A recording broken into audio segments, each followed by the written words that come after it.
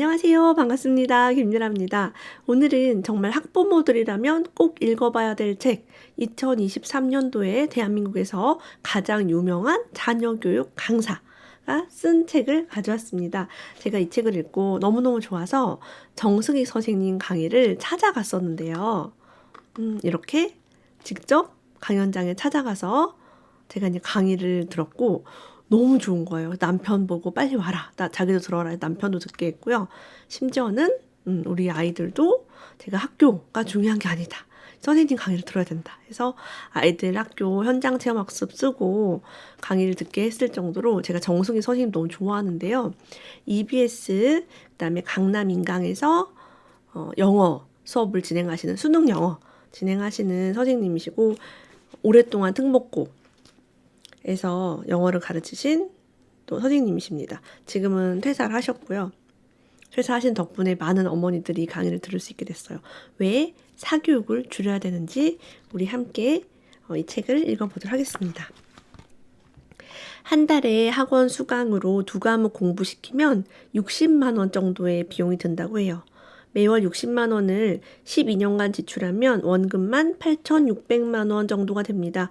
이 돈을 매월 적금으로 넣으면 12년간 딱 1억이 된다고 해요. 저처럼 아이가 셋인 가정, 과연 60만 원 가지고 한 달 사교육을 할 수 있을지 이제 질문을 던질 수 있겠고요. 물론 저는 최대한 사교육을 이제 뒤로 늦추자 그런 마인드로 이제 어려서는 전혀 시키지 않았었죠. 우리도 사교육비 지출이 지금까지 얼마가 되었고 앞으로도 총 해서 얼마나 나가는지 한번 체크를 해볼 필요성이 있습니다. 자, 우리가 입시를 위해서 달리고 있어요. 요즘은 뭐 초등의대반 그런 것도 생긴다고 해요. 우리 아이가 달리고 있지만 옆집 아이도 달리고 있다고 합니다. 과거보다 열심히 해서는 안 되고 옆집 아이보다 더 열심히 해야 합니다. 다 같이 학원을 다니고 다 같이 인터넷 강의를 들어서는 앞서갈 수가 없습니다. 자, 학습 동기나 공부 습관, 더 나아가 인생 목표가 없는 학생들이 학원에서 이제 수업을 받으면 이들에게 인생의 목표를 찾아주고 동기를 만들어주고 습관까지 잡아주어야 한다고 해요. 혼자서 공부 못하는 하위권 학생들은 보통의 학원에서 사교육 효과를 누리기가 어렵고 인기 있는 학원에서는 등록 자체가 불가능한 경우가 많습니다. 흔히 말하는 레테라고 하죠. 레벨 테스트를 통해서 적당한 반이 나오지 않으면 들어갈 수가 없어요. 몇몇 학원은 그 레벨 테스트를 통과하기 위해서 또 별도의 사교육을 받기도 한다고 합니다. 혼자서는 공부가 어려우니까 사교육의 도움이 가장 필요한 집단이 하위권인데 역설적으로 이 집단이 사교육 효과가 가장 미미합니다. 자, 그래서 정승희 선생님은 최상위권의 일상을 주목하기 시작했대요. 어떤 아이들이 공부를 그럼 잘할까? 학교에 단 한 명이 남아서 공부를 하고 있다면 그 학생은 전교 1등이었고 명절 연휴에도 학교에 공부하러 나오는 단 한 명의 학생도 전교 1등이었다고 합니다. 실제로는 공부를 잘하는 아이들이 공부를 가장 많이 한다라는 결론을 가졌다고 해요.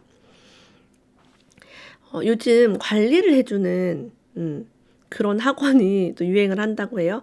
혼자서 공부하는 방법을 모르는 아이들을 관리해주고 학습 동기를 만들어주고 계획을 세우는 방법, 엉덩이를 붙이고 공부하는 방법, 그리고 시간 관리까지 하는 방법 이렇게 공부할 수 있도록 철저하게 관리를 해준대요.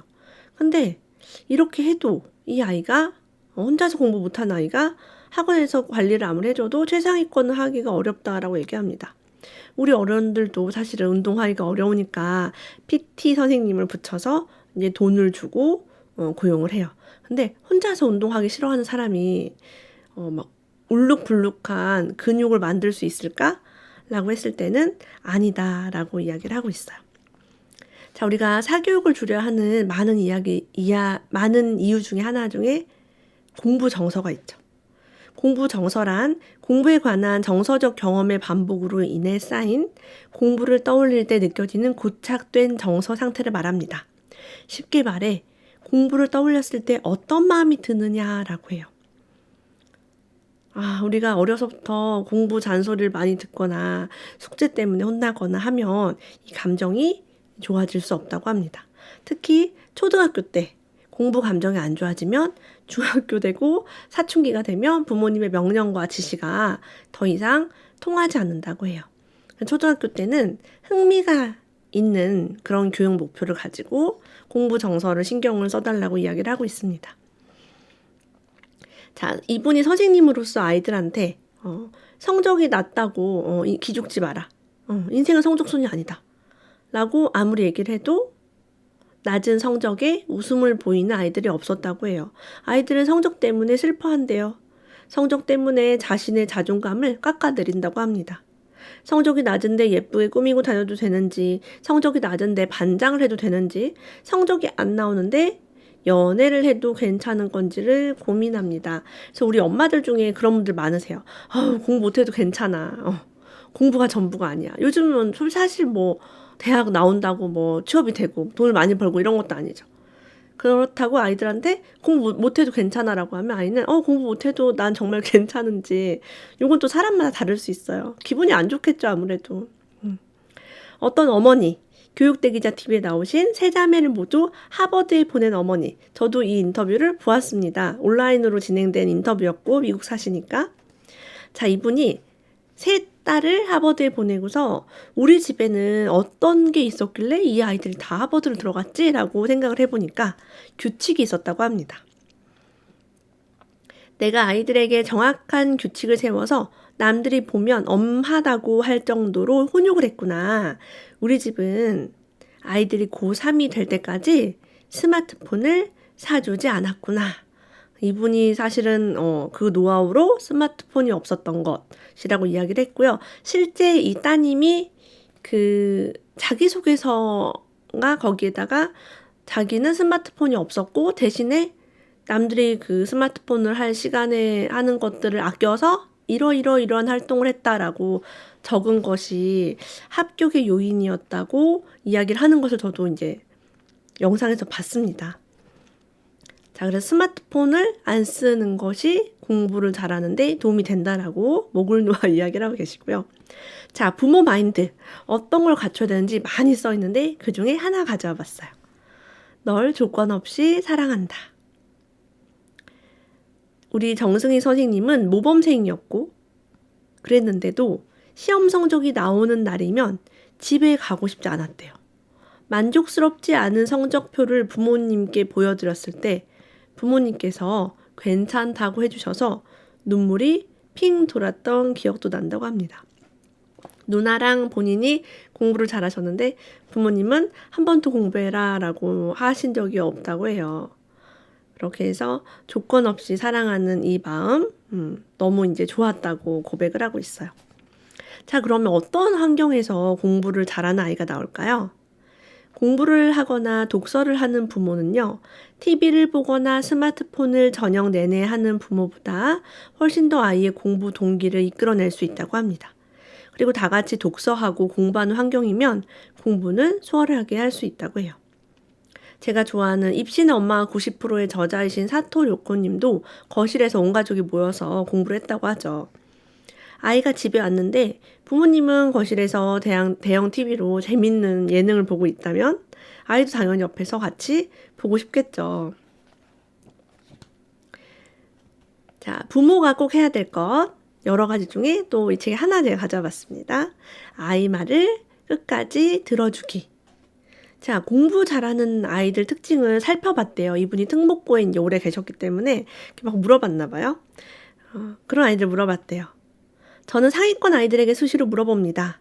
주말에 엄마랑 이야기 많이 했어? 그러면 아이들은 이야기를 너무 많이 해서 이라고 말할 정도입니다.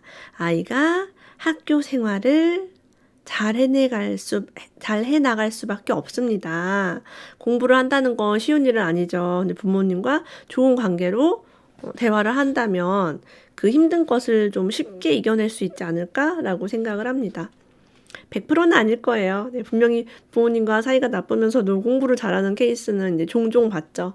근데 정서적으로 얼마나 좀 힘들겠어요. 그죠? 자, 이 책이 리뷰를 하면 너무 이제 길어질 수 있어요. 제가 핵심만 요약을 했습니다. 자, 공부가 잘 되는 환경은 또 어떤 환경일까요? 타인의 시선이 없을 때 유독 집중을 못하는 경우가 있다고 해요. 정승익 선생님도 그런 편이라고 합니다. 자기 방에서 공부를 하는 것이 당연해 보이지만 우리의 삶은 기본적으로 피곤하기 때문에 방에 혼자 있으면 쉬고 싶고 눕고 싶은 심리가 발동할 수 있습니다. 예를 들면은 우리가 도서관에서 졸리다고 엎어져 자기가 쉽지가 않죠. 남들이 이제 보는 데서는 좀 집중하기가 좋더라고요, 저도. 제가 관찰한 바로는 공부를 이미 잘하는 학생들은 자율학습에 참여를 많이 한대요. 공부를 어려워하는 학생들은 자율학습에 잘 참여하지 않을 뿐더러 오랜 시간 앉아있지 못합니다. 집중력에 부익부, 빈익빈 현상이 심화된 상황이라고 느낍니다. 정승희 선생님은 거실이나 푸드코트 같이 사람이 많은 곳에서 책을 쓰셨다고 해요. 자기는 그래야 집중이 잘 된다고 합니다. 정말 신기하죠. 근데 우리도 방에 혼자 있으면 졸릴 수밖에 없고 우리 애들도 마찬가지입니다. 자, 그래서 우리가 성공이라는 걸 하기 위해서 공부를 하잖아요. 그러면 성공이 무엇인가? 어떻게 하면 우리가 도전하고 원하는 걸 다 이룰 수 있을까요? 작은 성공의 놀라운 힘이라고 해서 타이탄의 도구들 책에서 가져온 성공의 비결을 나누고 있습니다. 나는 잘할 수 있는 사람이라는 확신을 갖기 위해서 우리는 작은 성공을 경험해야 합니다. 성공한 이들은 아침에 3분 정도 잠자리를 정리하는 시간을 가졌습니다. 이는 일어나서 첫 번째 과업을 달성한다는 의미입니다. 자, 성취감이 자존감으로 이어진다고 해요.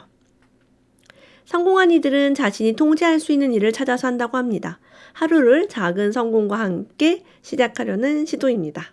실제로 저는 아침에 찬물로 샤워를 하는 아주 간단한 일에 도전해 보았습니다. 찬물로 샤워가 그렇게 간단한 일은 아닌데 대단하십니다. 추운 겨울에도 그렇게 한다고 합니다. 정말 일찍 일어나시죠. 자, 우리도 이렇게 작은 성공을 통해서 할 수 있구나. 내가 마음먹은 대로 할 수 있구나. 라고 하루를 시작하면 좋을 것 같아요. 저도 루틴한 어떤 삶을 살았을 때 자긍심도 생기고 성취감, 자존감이 올라가더라고요. 이 책을 읽으면서 내가 부모로서 아이한테 무엇을 더 해줘야 되고 그리고 우리 환경을 어떻게 해야 되는지를 알게 되었고요. 사교육을 많이 시켜야겠다는 그런 불안감에서 벗어날 수 있게 도와줬던 그런 책입니다.